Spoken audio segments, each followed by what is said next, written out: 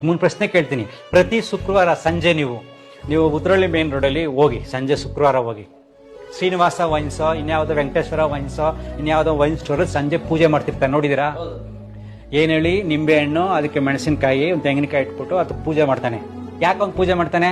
ಒಳ್ಳೇದಾಗ್ಲಿ ಅಂತ. ಏನ್ ಒಳ್ಳೇದಾಗ್ಲಿ? ಕುಡುಕರು ಜಾಸ್ತಿ ಬರ್ಲಿ ಅಂತ. ವೆಂಕಟೇಶ್ವರ ಸ್ವಾಮಿ ಫೋಟೋ ಇಟ್ಬಿಟ್ಟು ಅವ್ನು ಇಲ್ಲಿ ಪೂಜೆ ಮಾಡ್ದ ಅಂದ್ರೆ 20 ರೂಪಾಯಿ ಖರ್ಚು ಮಾಡಿ ಒಂದು ತೆಂಗಿನಕಾಯಿ ಹೊಡೆದು ಕಡಲೆಪುರ ಇಟ್ಟು ಪೂಜೆ ಮಾಡ್ದ ಅಂದ್ರೆ ವೆಂಕಟೇಶ್ವರ ಸ್ವಾಮಿ ಏನ್ ಮಾಡ್ಬೇಕು ಇವಾಗ? ಕುಡುಕರನ್ನೆಲ್ಲ ಜಾಸ್ತಿ ಮಾಡ್ಬೇಕು, ಬನ್ರಿ ಅಂಗಡಿಗೆ ಬಂದ್ ಕುಡೀರಿ ಅಂತ.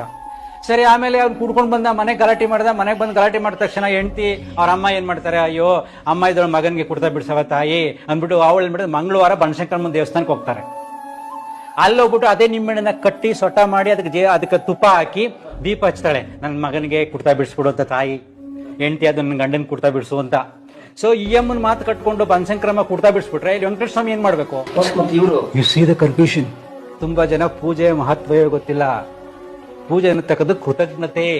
ಭಗವಂತ ನಾನು ಎಲ್ಲವನ್ನೂ ಅನುಭವಿಸ್ತಾ ಇದ್ದೀನಿ, ನಿನಗೆ ಅರ್ಪಣೆ ಮಾಡಿ ನಿನ್ ಪರ್ಮಿಷನ್ ತಗೊಂಡು ಅನುಭವಿಸ್ತೀನಿ ಅನ್ನತಕ್ಕಂಥ ಕೃತಜ್ಞತೆಯ ಭಾವವೇ ಪೂಜೆ ಆಗ್ಬೇಕು, ಬೇಡಿಕೆ ಪೂಜೆ ಅಲ್ಲ. ಎಷ್ಟೋ ಜನ ಊಟ ಇಲ್ಲದೆ ಒದ್ದಾಡ್ತಿದ್ದಾರೆ, ಎಷ್ಟೋ ಜನಕ್ಕೆ ಮನೆ ಇಲ್ಲದೆ ಒದ್ದಾಡ್ತಿದ್ದಾರೆ, ಎಷ್ಟೋ ಜನ ರಕ್ಷಣೆ ಪ್ರೀತಿಯಿಂದ ಒದ್ದಾಡ್ತಾ ಇದ್ದಾರೆ. ನನಗೆಲ್ಲ ಸಿಕ್ಕಿದೆಯಪ್ಪ ಅಂತ ಅಲ್ಲಿ ಅರ್ಪಿಸಬೇಕು. ಕಂಡೀಷನ್ ಹಾಕಿ ನಾನು 1000 ರೂಪಾಯಿ ಪೂಜೆ ಮಾಡಿಸ್ತೀನಿ, 10,000 ರೂಪಾಯಿ ಮಾಡಿಸ್ತೀನಿ, ಇಷ್ಟು ಮಾಡಿಸ್ತಾ ನೀನು ಇಷ್ಟು ಕೊಡು ಅಂತ ವ್ಯಾಪಾರ ಅಲ್ಲ.